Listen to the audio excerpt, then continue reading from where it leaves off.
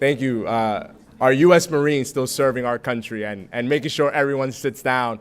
Thank you, everyone, for joining today's event. My name is Elias Alcantara, and I serve as Associate Director of the Office of Intergovernmental Affairs. I want to start up. Thank you. Thank you, sir. There you are. We thought you were at the gate, sir. You arrived quickly. So I want to start by first giving a big round of applause to the champions of change, which we are here to honor today, which are right here in the second row.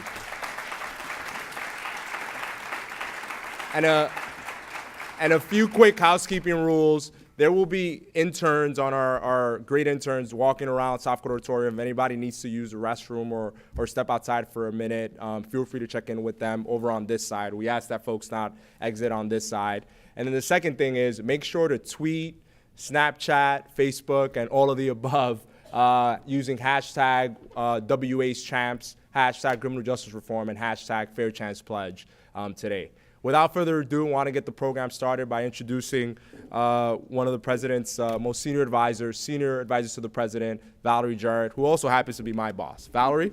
Hey there. Thank you so much, everybody. Welcome to the White House. We are so delighted to have you all here.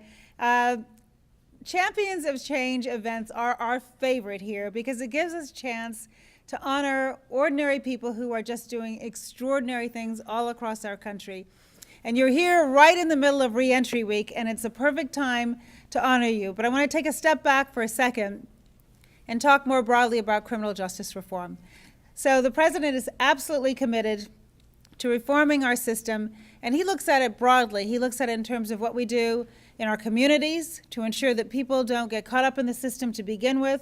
So that's offering them better schools, breaking the school-to-prison pipeline, not suspending and expelling our children, ensuring that they're excited and have alternatives so that every young child gets a fair shot. We're also looking at what we can do in the courtroom.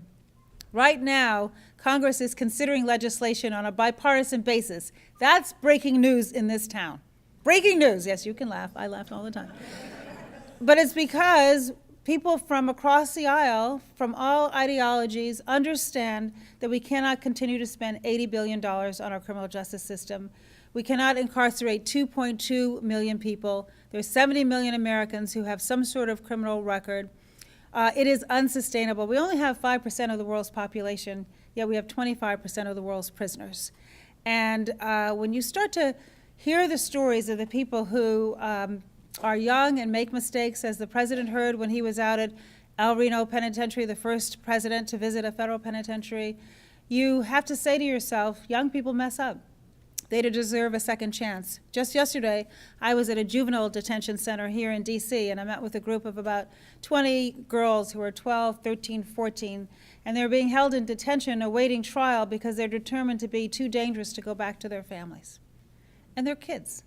They're kids, and they made a mistake, and we have to figure out how individually and collectively we can wrap our arms around them. And so the solution in part that the president is seeking at the federal level is legislation that would reduce mandatory minimums for nonviolent drug offenders, would reinvest back in our system so that people who are incarcerated develop the skills that they need, whether it's education, job training, drug treatment, whatever range of services that they need, because we would estimate that half the people who are incarcerated are in need of, have mental illnesses and therefore are in need of treatment. So let's see what we can do to invest in them, and that's what this legislation will do. In the Senate, it also helps juveniles expunge their records and let them get their life back on track much more quickly. And then the final piece, and that's where you all come in, is what are we going to do as people exit? 600,000 people a year leave our judicial system, our incarceration system. And as you, again, listen to their stories, the biggest reason why we see people re-enter is they don't have a job. They've got to be able to get a job. They've got to be able to have whatever support system they need around them in order to support themselves, have a job, live in a home, take care of their family responsibilities, re-enter society, and stay law-abiding adults. A story that I will always remember, when the president and I were in Newark several months ago, we met a young man, not so young anymore, who'd been incarcerated for 10 years. And he said when he came out of prison, he didn't know how to use the internet because it had just transformed while he was gone. And he had a bus ticket home, but home was no longer home. His family had spread to the winds. None of the infrastructure he needed for support was there any longer. He's sleeping on a friend's couch, working at a fast food restaurant, wearing the clothes that he owned when he went to prison. And a guy he knew back in the day said to him, "Man, you're walking around in 10-year-old clothes. I'll give you some money if you just take this nickel bag down to the corner." We have to give people alternatives to that. That cannot be the only option that's available to them. And so the reason why we are celebrating all of you here today, and the reason why we're so delighted to have Mayor Garcetti here with us from Los Angeles, is because there are solutions. And you know what they are, and you're doing them each and every day. A few weeks ago, the White House launched our Fair Housing hiring pledge for businesses. And we ask all of the businesses around America to take a look at how you are fulfilling your responsibility as corporate citizens. Just this Monday, our Council on Economic Advisors released a report that makes the business case for why our current system of incarceration is not good for our economy. And so we know that it's not keeping us safer. We know that it's taking a terrible human toll on our citizens. And we know that it's not good for our economy. So why would we continue to do what we know isn't working? And so part of the reason why we celebrate you, and I was so glad to see so many of you get press in your local markets, because we want to lift you up. You champions are doing what we want to show the rest of the country how to do. Make it easier for people who are returning citizens to get on their feet, to successfully re-enter society, to break that revolving door, and to get their lives back. So for that, we thank you, and I want you to give our champions and all those who came to support them a round of applause.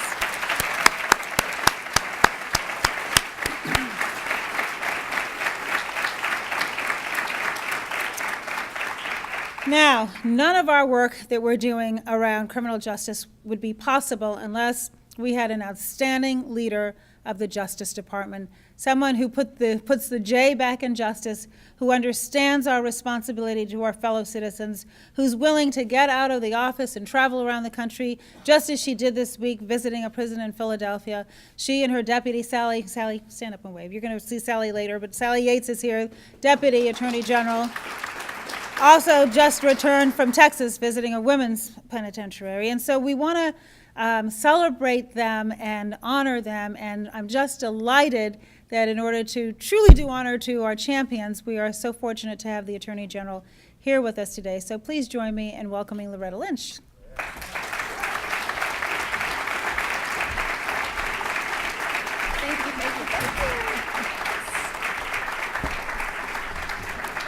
Oh, thank you. Good morning, everyone. Well, that's not a lot from the champions. Good morning, everyone. There we go. I'm with the champions of change here. I got to hear it. We got to see it. We got to feel it. That's what it's all about. So thank you, Valerie, for that warm introduction. Thank you, everyone, for that warm welcome. Thank you for coming here today to celebrate and honor individuals who truly are the backbone of the efforts that we're all making in this administration. As we're here to recognize outstanding leaders, the champions of change, as you all have been called. And we're talking about one of the most important issues in criminal justice reform today. How do we help our returning citizens truly come home? But whoever we are, whatever our walk in life, whatever we do, all of us just really want to be seen for who we really are. It's one of the most basic and human needs out there, to be seen and recognized for the person that you are. We want the opportunity to let our voices be heard, to let our talents shine, and to let our true selves be known. But it is so easy in our society, and I don't have to tell anyone here, it's so easy to basically put a label on someone and think that we know them, and think that we have defined them, and that we basically have said all there is to say about that person. Baby boomer, millennial, right? Gen Y, immigrant, and of course some of the harshest labels of all, ex-convict, former inmate. So we're here to honor people today, the champions of change, and in fact, the change that all of them have indeed wrought is seen in the jobs created and the opportunities given and the lives changed. But the real change that they have actually made manifest, what we are really celebrating is that they have chosen something deeper and more fundamental. They have chosen to see the person behind the label. They made that choice. They made that commitment. And everything that they've done and everything that we are honoring today flows from that. That most remarkable choice that you all made, that most American choice that you made, to recognize the spirit of every individual who makes this country great, no matter where they're from, no matter what they look like, no matter what they've done in their past. We all just want to be seen. And you all have done that, and I thank you for that. Our honorees, truly outstanding. And by doing this, they are doing their part to create a more just, more equal America, a more perfect union. And the things you're going to hear about are truly transformative. This group of people are working to help people who have served time in prison previously earn a living wage, be able to survive and support their families, to find decent housing, to get adequate health care, to exercise their right to vote, all the things that we take for granted as we move through life, some of the things that we find a little inconvenient at times as we move through life, are treasures to someone who's been deprived of that ability and that freedom for so long. And the champions of change are the bridge for our returning citizens back to a world where they can be annoyed at the DMV line, where they can be frustrated by the insurance forms and the bureaucracy, and where they also can eagerly wait for Friday at 5 o'clock. But they're also working within our system to bring quality education into our prisons, laying the groundwork for our inmates to realize their full potential on release. And they are also working at the most basic level to dismantle the structural inequalities that exist, that deprive people of an opportunity, like questions about conviction history on job applications. And most importantly, they are employing our justice-involved individuals, judging them for their present talents, not their past transgressions. They're seeing them for who they really are. They're seeing talent. They're seeing commitment. They're seeing dedication. They're seeing job skills. They're seeing them for who they really are. And by doing this, our champions of change are setting an example for all of us of fairness and compassion, an example in keeping with our country's best traditions, our highest ideals. They are setting an American example. Now, their efforts are vital to this administration's drive to make our criminal justice system more efficient, more effective, and more fair. We truly could not be doing the work we are doing without their work and their input. As Valerie has said, every year more than 600,000 people, it's more than 500,000 people every year, are released from federal and state prisons. Another 11.5 million people cycle through local jails. So if you have about 70 million Americans with a criminal justice record, we see that almost 1 in 3 of us of working age are connected to the criminal justice system in some way. It's a lot of numbers. But more than numbers, it's a lot of people. It's a lot of mothers. It's a lot of fathers. It's a lot of sisters and brothers. It's a lot of children coming back, all of whom just want to be seen. And far too often, these individuals find that as opposed to being seen for who they are, they're seen for the label. They're the ex-convict. They're the former inmate. Their identification is not a card, it's that label. They can't even get ID. They can't get an education, the ladder to success. They can't find a job, rent an apartment. They cannot vote, which makes them invisible to civic life, when all they want is just to be seen, just to be seen. And in fact, they can't secure the rights and privileges that all of us take for granted. And these are obstacles, obviously, to success. And they won't be overcome overnight, but we are making tremendous progress. And the people that we are honoring today, the people, the groups, the commitment, remind us that each one of us has a role to play in working on this issue. Together, there's no problem that we can't solve. From the advocate who drew on his time in prison to launch the transformative Ban the Box campaign, to the executive who contracts with our federal prison industries. That's the Justice Department's most successful job training tool that we have. It transforms lives, and we have made connections in the business community there. The family-owned bakery that teaches baking skills to re-entering individuals. I will confess I was hoping for samples today. We'll talk later. The Ivy League University that's reaching out to inmates of nearby prisons. Today's honorees are using their particular gifts. They're using their talents, not just to expand opportunity, to promote equality, but to truly see those returning citizens. At the Department of Justice, we are tremendously proud to partner with you, and you are our partners. We are committed to this effort. We are working on this, and in fact, this week is one of our seminal efforts. I'm here today, and I was in Philadelphia just on Monday to launch National Reentry Week.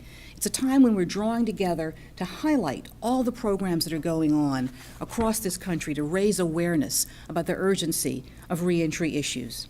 I've asked every U.S. attorney, all 93 of them, to sponsor a reentry event this week. I've asked the warden at every Bureau of Prisons facility, there are over 122 of them, to sponsor a reentry event this week. Other cabinet agencies also have come together. And, you know, we are going to have more than 500 events across this country in just this week alone. Over 500 events.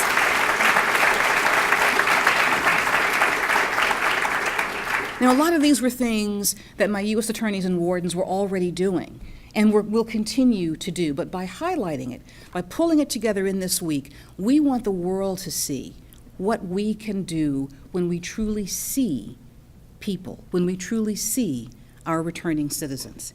We've had job fairs, we've had legal service clinics, we've had family events, we've had youth events. And when I was in Philadelphia this week, I had the opportunity to sit down with a group of formerly either incarcerated individuals or justice-involved individuals. Because, of course, it's not just incarceration that can, in fact, wreak havoc on a life. It is simply sometimes contact with the system. And there, I was able to have a tremendous roundtable with these individuals and talk about the things that they had done, and as they've re-entered their community, and the work that they've done in helping others make that path as well. And what was so striking to me, not just were the personal stories that I heard, but the commitment from every individual around that table, those who had now starting their own businesses, those who were studying to be a nurse or healthcare practitioner, was obviously what they were doing for themselves, but every one of them spoke about their desire to reach back and help someone else. It was wonderful because they understand those challenges and they're determined to make it easier for someone else. They're determined to truly see their fellow returning citizens. I was also delighted to be able to announce our roadmap to reentry. That's a strategy that we've announced here at the Department of Justice. It lays out a vision for a number of changes in how the Bureau of Prisons is going to facilitate reentry and bring our practices into closer alignment with the belief that reentry begins on the first day of incarceration. And shortly after I speak, the first panel is going to be moderated by their Deputy Attorney General, Sally Yates. She and her staff have led the efforts for the Department of Justice in this, and what they have wrought is truly remarkable. What we will be able to do over the years, this is a long-term project, of course, is truly going to transform lives, all because they, too, truly see people. Now, the things that we're announcing over the past few weeks, everything that we're doing, is building on our ongoing efforts to give all of our returning citizens the opportunities they deserve. Also, through our grant-making apparatus, we've extended more than $68 million in Second Chance Act grants. These go to promising state and local reentry efforts because we know that the most effective work is really done in the community, at the ground level where people live. We're partnering with the Department of Labor, and we've established the National Clean Slate Clearinghouse. This is going to be a one-stop resource for legal aid programs, for public defenders, and reentry service providers to improve their capacity to help clients with record cleaning and expungement, to allow people to truly have a fresh start so that when they go out, they can truly be seen. And I'm tremendously proud to chair the Federal Interagency Reentry Council, where a number of cabinet agencies come together and focus on these issues. Because we realized it wasn't just the Department of Justice, it was the Department of Labor, Housing and Urban Development. How does someone go back into our public housing system if that's where they need to live? How do they navigate that?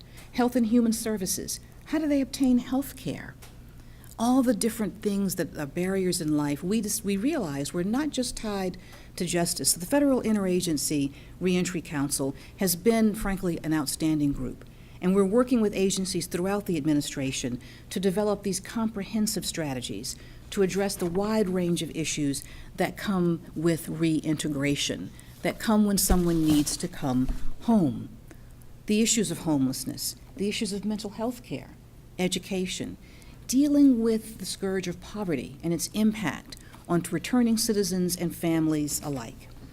Now, I am extremely proud of what the Department of Justice has done and this entire administration, because this is an administration-wide effort. Make no mistake about it.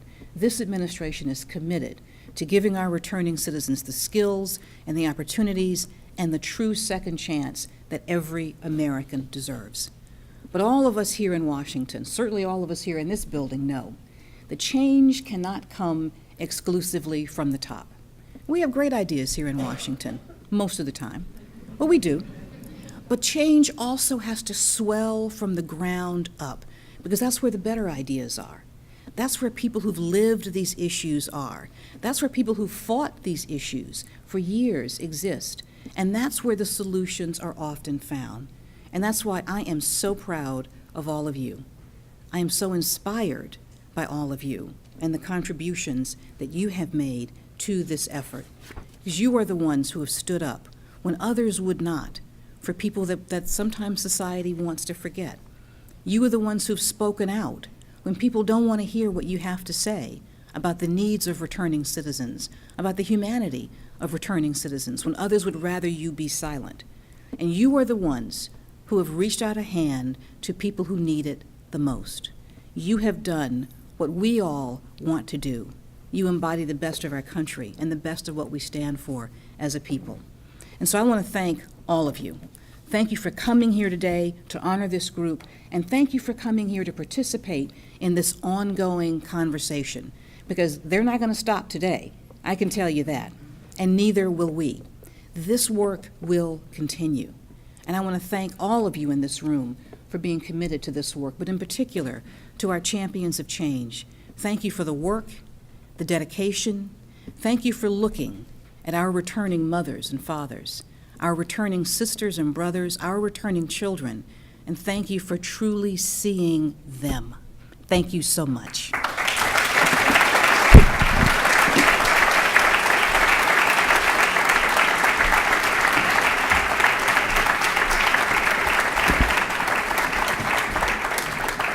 Thank you, Madam Attorney General, and thanks, Valerie, as well, for the remarks. As the Attorney General mentioned, a lot of this work would not be possible if it weren't for the state and local efforts that are happening across the country to make sure that services are being provided to individuals once they have served their time. That said, today we're actually joined by two outstanding mayors that are doing that work locally. Mayor Adler from Austin, Texas.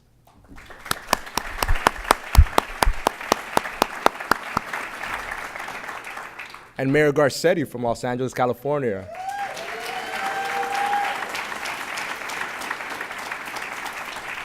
Who happened to be in town, and when he heard that two Angelinos were being honored as champions of change, could not miss the opportunity to come here and honor them in person, but also speak about the great work that the city of Los Angeles is doing in the space of reentry.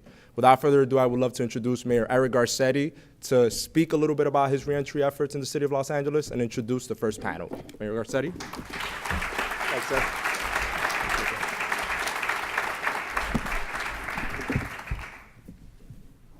Gracias, Elias. Thanks for your amazing work. A very good morning to everybody. Good afternoon. I'm still on West Coast time, so it's still morning for me. And thank you to our superb Attorney General, who I'm a little partial. I grew up as the son of a prosecutor. And I remember asking my dad when he was just a deputy district attorney, why did you become a DA?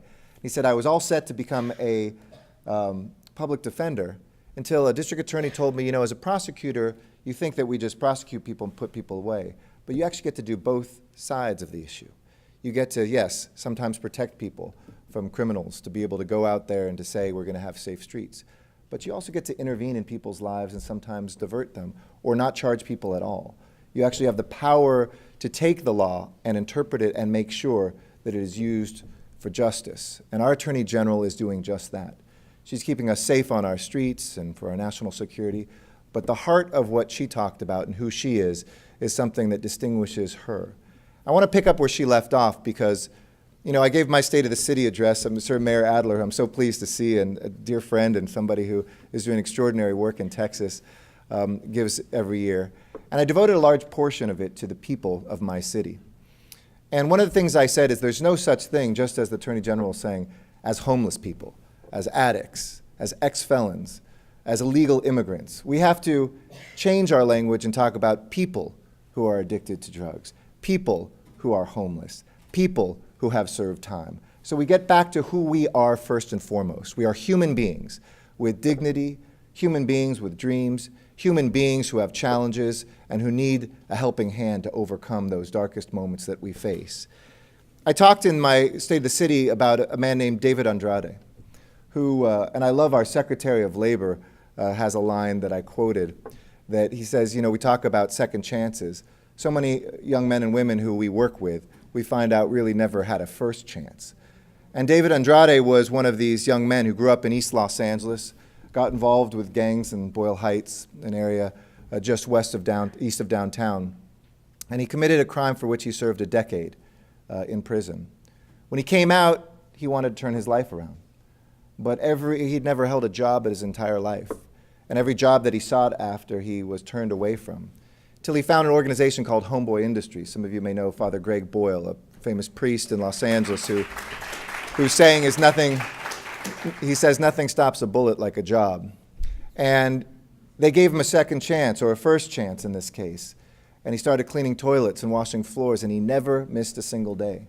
And 3 years later, he is now leading and training folks who have been incarcerated to become solar energy installers, bringing clean energy to a city that needs it and a country and a world that thirsts for it, and being able to repay the favor that he was given. He is now not just succeeding, he is paying it forward.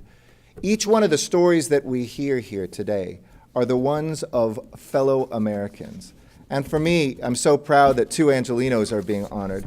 Sabra Williams, my dear friend from the Actors Gang Prison Project, who is turning stories, or is amplifying stories. You know, you think of Los Angeles, the place of Hollywood, where great stories are told. Well, everybody has a great story, even those behind bars. And she's empowering people to make sure that they can tell those stories, find their voices, and find their futures.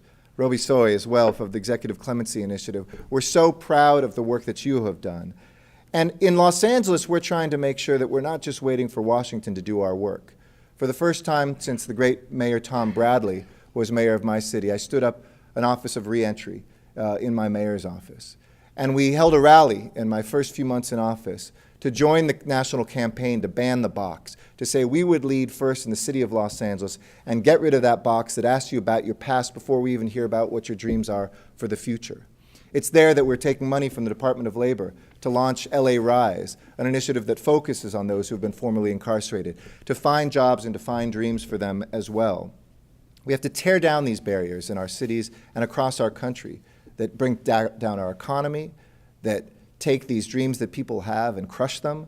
And we're also joining forces with business, labor, and community leaders to get the private sector involved in making pledges and commitments. We're developing a new website to connect those with prior convictions to new resources, and creating a toolkit for employers to better understand, because oftentimes we find employers of goodwill, but they don't know how to do the logistics of actually hiring people who have spent time behind bars, and we want to make sure that we develop a model that we can share with cities around the country. I want to close with a story, because for me, this is very personal work. I remember when I first started telling this story, my staff said, "Don't tell this story about your grandfather," but I'm going to tell it. My grandfather was an immigrant to this country. He lost his father in a small town in Mexico during the Mexican Revolution called Hidalgo del Parral in the state of Chihuahua, where the same town where Pancho Villa was assassinated. My understanding is my great-grandfather, an immigrant to Mexico, was hanged in the revolution. He was a judge who was clearly on the wrong side of the war at that moment. And my bisabuela, my great-grandmother, carried my grandfather over the border in her arms as a 1-year-old, came through El Paso and settled in Boyle Heights in East LA. And my grandfather grew up like so many people that we work with, without a father, didn't finish the 8th grade, and he got in trouble. He started running with the gangs. There were Jewish gangsters back there. I have an Italian last name, but I'm half Mexican, half Jewish. If you can't get elected with that mix, I don't know who can. But he was running with guys like Bugsy Siegel and Mickey Cohen, if you've seen the movie, doing little things for them, getting into trouble. Until one day, as a teenager, well, I was over at his house when I was a young man. And I remember watching on TV this very distinguished man who came on the news. And he said, "I know him, he's the mayor of Los Angeles, Tom Bradley." And I was blown away that my humble barber of a grandfather knew the mayor of this town that I lived in. And I said, "Grandpa, how do you know Tom Bradley?" And he said, "Well, when I was younger and he was younger, he arrested me." I said, "That's great, Grandpa." And he told me the story of how Tom Bradley, who was a Los Angeles Police Department officer before he went into a career of politics, intervened one day in his life and helped turn it around. And his son became the first Mexican-American prosecutor to be elected district attorney in LA in a century. And his grandson is here as the 42nd mayor of that same city that he grew up on. When we give people a second chance, when we invest in them, the sky is the limit. Every single American has dreams. Every single American is a person. And the work that we are doing, that this White House, this president is leading, is ensuring that those dreams don't die. So I want to thank you all for that. And I'd like to introduce our great Deputy Attorney General, Sally Yates, to come forward with our first panel. Sally is a distinguished prosecutor. She's from down south in Georgia, led a very distinguished career prosecuting herself until she became the U.S. Attorney down in Georgia, and now is number 2 in the Justice Department leading these efforts. And I want to welcome her and thank her for her great work. Sally Yates.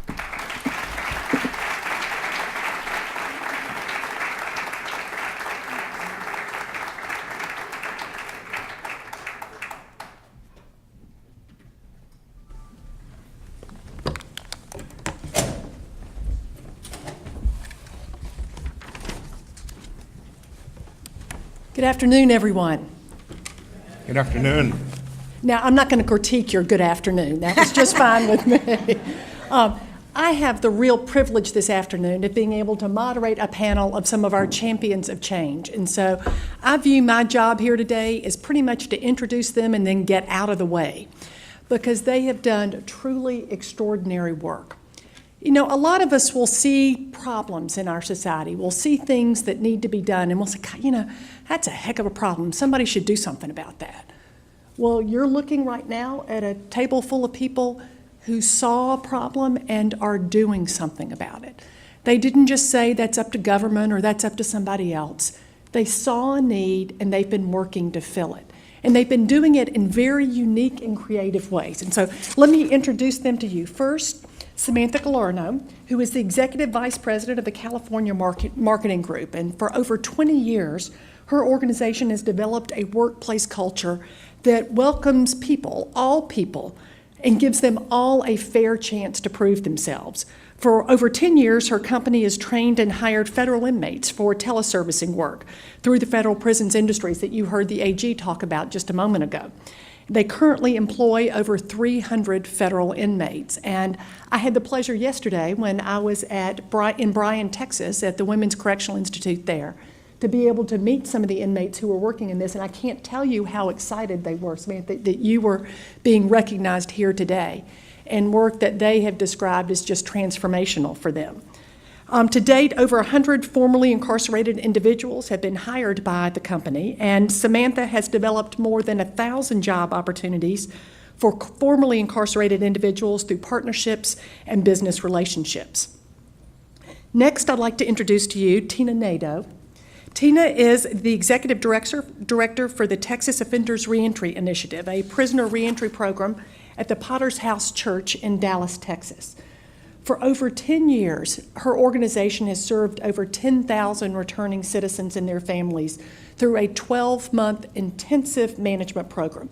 Now, their program is unique in that it embraces a really holistic approach to reentry, ensuring that citizens' core needs are met, everything from housing and jobs to health care, mental health care, and family reunification. Next, we have Greg Razzo. Greg is an Alaska native. He is chair of the Alaska Criminal Justice Commission and has been working hard to improve the criminal justice system there, and particularly offender rehabilitation. He is vice chair of the Alaska Native Justice Center tribal nonprofit that is focusing on the impact of the criminal justice system on Alaska Natives, and has been a real advocate and a strong leader to improve Alaska's civil and criminal justice system. Next, we have Sabra Williams. You heard a little bit about her from the mayor, but she has really received international recognition for her work as an actress and founder of the Actors Gang Prison Project. She first gained experience working in prisons with the theater companies in the UK, and then she worked with actor Tim Robbins to create the prison program here in the United States. The Actors Gang Prison Project fosters nonviolent expression and has been shown to significantly reduce recidivism. Finally, Director Juan Perez has served in the Miami-Dade Police Department for more than 25 years and was appointed as director of the police department in 2016 by the mayor. He's been incredibly progressive in focusing not just on arresting people and putting them in jail, but also on preventing crime and rehabilitation, and has prioritized training his police department in crisis intervention to provide mentally ill persons with the treatment they need instead of incarceration. He's also developed a youth outreach unit to target at-risk children. So, first, again, I want to thank all of you all for the tremendous work that you're doing in our communities, and want to dive right into some specific questions so that you all can hear from them. And I'll turn first to Director Perez. From a law enforcement perspective, and with your law enforcement background, can you define for us the connection between successful reentry programs and public safety?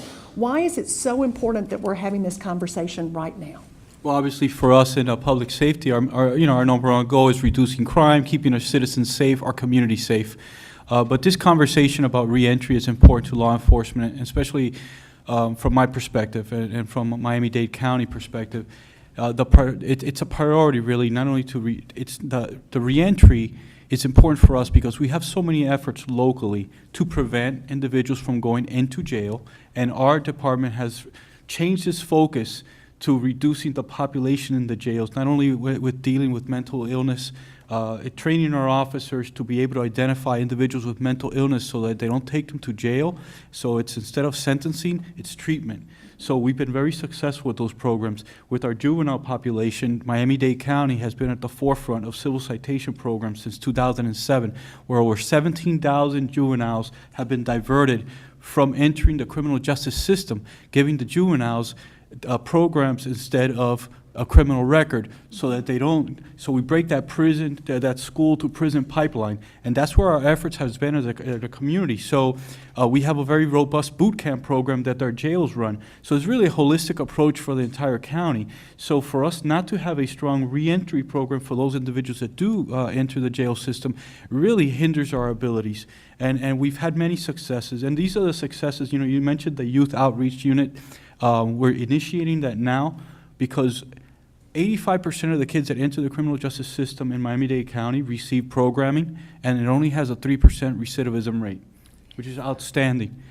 But 85% finish the programs. There's a small population that don't.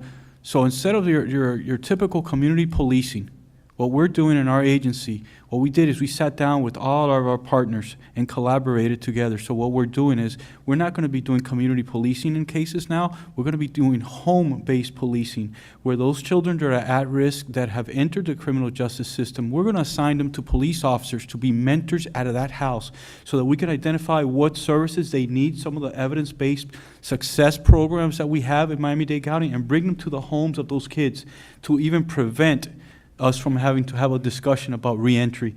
And that's our focus. But obviously reentry, the back end, is so important, because if we don't give people the opportunities to work when they come out of prison, to give them the education they need to continue that path, a righteous path, then we're really just creating a cycle, that revolving door that we must break. And our focus has been that.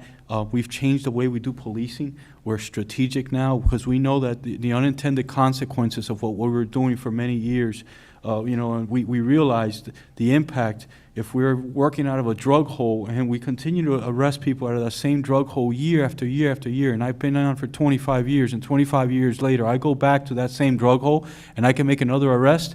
We failed. So that's what we're changing, what we're doing to help a holistic approach help the problem, because we cannot arrest our way out of the problems that we have in our communities. We have to treat them as if it was a illness. Well, this is clearly not your grandfather's police department that he's running now, which is really impressive. Well, you know, you talked about reentry. We know that jobs are absolutely an essential component of successful reentry. Samantha, we've talked a little bit about your work with FPI, Federal Prisons Industries. Can you tell me a bit about your experience of working with inmates in prison? Yeah, I mean, I think, you know, there's a misconception that's definitely out there, but these employees are dedicated, smart, so grateful for the opportunity. You know, they continually come up to us and just say, thank you so much. You know, now when I get out, I'll be able to have, you know, some skills, you know, I'll have a job opportunity. And I think each of these people are just so grateful for the opportunity to, you know, get additional skills and be able to have an opportunity when they get out. When I was in Bryan, Texas yesterday, what some of the women there told me was that one of the things they really liked about the work that they were doing is it gave them a connection to the outside world, to the world outside prison that was really essential for them in maintaining some balance in their lives and hope. Tell us, if you can, also about your experience in hiring women who had previously been in prison as well, and men, but I know particularly women from this program. Yeah. Again, you know, what we do inside the prisons is give them the opportunity to, you know, work for us inside there, and then, you know, as long as they do a good job, you know, we also offer them the opportunity to come work for us or one of our partners when they get out. And I think that, again, you know, these individuals are, you know, they work harder to prove that they deserve this opportunity. So we've had so many success stories within the people that we've hired. You know, a lot of times they get hired on as an agent, a call center agent first with us, but we've been able to promote people into, you know, our project management teams, our quality assurance teams, our technical departments. And so what we've noticed is these are some of the best employees, because we hire people without backgrounds and people with backgrounds, but we've been able to really gain so many quality employees by hiring these individuals. And so if you could speak to other employers out there about the benefits of hiring those who were previously incarcerated, what would you tell them? I would say that it's a great opportunity. It's a great opportunity to find people that, you know, are very educated, have great skills, and will work so hard to prove that they deserve this opportunity. Sabra, we know that prison environments are not always the most conducive environment to full emotional expression. It can be a very intimidating and even dangerous environment to show fear or sadness or even happiness sometimes. So what effect have you seen that art expression has had on the inmates there in a prison setting? And how do you think that also will translate for them into their lives when they are released? Yes, so first of all, I just need to express my gratitude to the White House, my DOJ family, and our amazing mayor.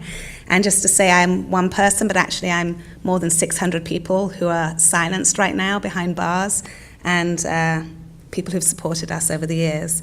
So our work is not making actors. Don't freak out, actors. We're already unemployed enough. Our work is to use the tool of theatre to be able to enable people to make different choices in their emotional lives. So in prison, very often, the only acceptable emotion is anger or numbness. And in our work, we work in this European style of theatre called Commedia dell'arte, which is highly physical and emotional form of theatre.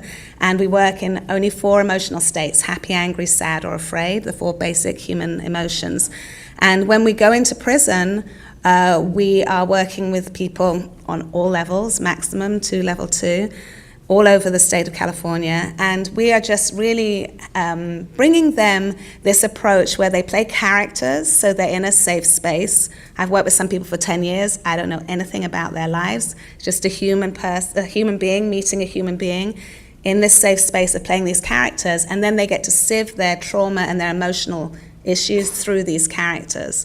And through doing that, they literally transform their lives, because we do it in a way where you have to look in someone else's eyes in a highly emotional state, and you can imagine the white supremacist with the northerner, with the Crip, all in the same room with the staff, doing this highly emotional work, and sometimes for the first time in 40, 50 years, laughing, smiling, crying, being afraid together. And it fundamentally changes the culture of the prison, as well as has an effect on their families. So I believe that crimes are emotionally driven events, and we can offer people education and job training, both extremely important. But if we don't deal with people's emotional lives, they're going to keep coming back.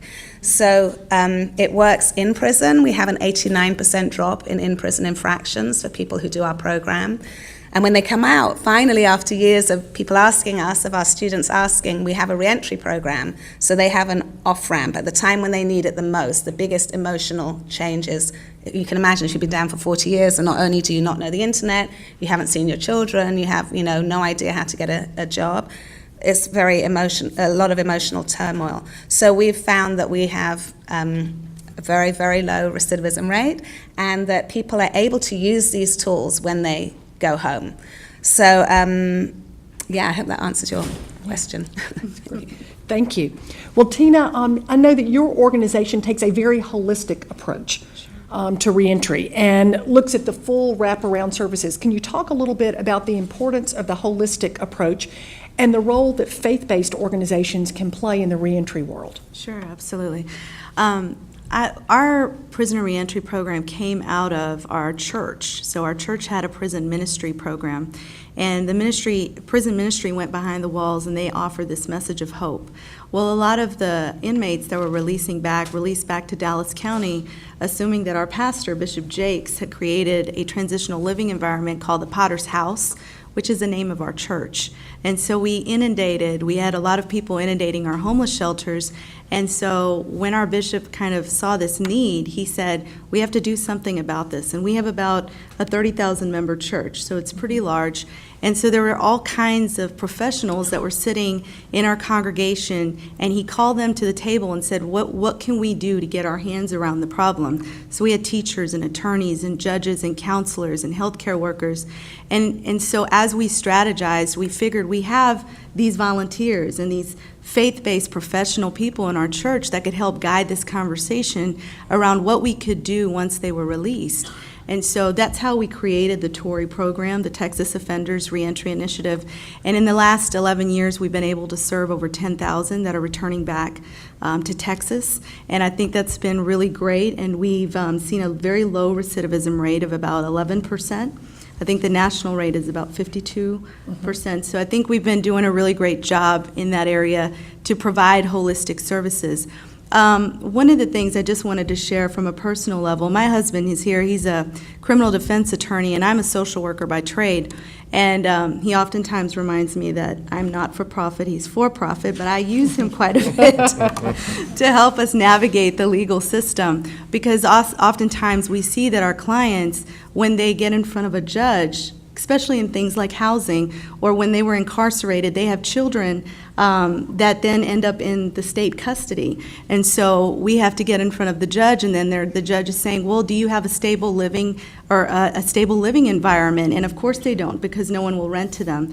And so one of the groundbreaking things that I think happened in Dallas is we were able to partner with our Dallas Housing Authority, and they included our clients under a special needs population. And as long as they were attached to our program, our property owners came to the table and said, we'll rent to them because we know that they'll pay the rent. But not, you would think that if you had a sure tenant, that all these property owners would come to the table, but they didn't. And so we had to create relationships with them. And so through that program, we've been able to reunite about 350 families. And we have about over 100 units of 2- and 3-bedroom apartments that now our clients are able to get in front of a judge and say, I can have a stable living, healthy living environment for my children. And so we see families coming back together, and I think that's a phenomenal thing to do. It absolutely is, because we all know, unfortunately, the significantly increased likelihood that a child who has a parent in prison will follow that parent to prison. Absolutely. And so the work that you're doing there to be able to reunite families and to be able to ensure that they have a stable living environment is absolutely essential to reversing that. Yeah, So thank you for that. absolutely. Well, Gregory, we all know that incarceration disproportionately affects communities of color and communities who are not privileged. And I know that you've been working very hard on the Alaska Native population. Why don't you tell us a little bit about your efforts there? So I'm Alaska Native. I'm Yupik Eskimo, and I've been working in the legal system, I guess, for the 31 years I've been an attorney. Recently, though, I had an opportunity because of my involvement with the Alaska Native Justice Center, an advocacy public policy center, to become involved in criminal justice reform in Alaska, which is new to Alaska. And in Alaska, Alaska Native people, it's similar to African American people elsewhere, but Alaska Native people comprise about 15% of the state's population, yet we comprise 36% of the prison population. And, you know, there's a lot of reasons, I suppose, that go into that, but I do know from touring the state of Alaska and visiting the prisons that we have an epidemic of addiction in Alaska. And we have a criminal justice system that has failed almost entirely in meeting the needs that exist up there. In Alaska, 2 out of 3 people that come out of prison will reoffend within 3 years. We have the highest recidivism rate in the nation. We have the highest rate of sexual assault, the highest rate of domestic violence. We just have some significant problems up there. And what we've been trying to do with the Alaska Criminal Justice Commission is bring evidence-based tools, like Director Perez has described, to criminal justice reform in Alaska, to make policy recommendations to our legislature that will result in changes in bail, changes in sentencing, changes in probation and parole that are based upon evidence, but use the tools that all of you are describing. So I'm kind of soaking up all of the great ideas I'm hearing today, because we need to use those same sorts of things in Alaska. And that's really been a big part of what I've been up to, particularly over the last 2 years as we do criminal justice reform. I have my fingers crossed right now because our crime bill will be voted on in the Alaska legislature early next week. So we will see whether we've been successful, but it's hard to change minds. We've been tough on crime for years and years and years, and we have a prison full of people to prove it. It just hasn't worked. When what you do year after year after year does nothing to reduce your recidivism, does nothing to reduce your public safety problems, then what you're doing isn't working. And we see that in Alaska. We see the lessons we learned from Texas, from Georgia, from all of the other states where justice reinvestment has been used. We know that if we can save some money by putting less people in prison, focusing on the most dangerous, violent offenders, and using the savings to do reentry, to do effective reentry from the second somebody starts in the prison system until they are done with their individual program, then we're going to have a successful system. So it's a lot to do, but we're working on that. Hopefully, we're just starting that. Well, thank you. And hopefully there'll be time after this where everyone can mill around and soak up more ideas as well.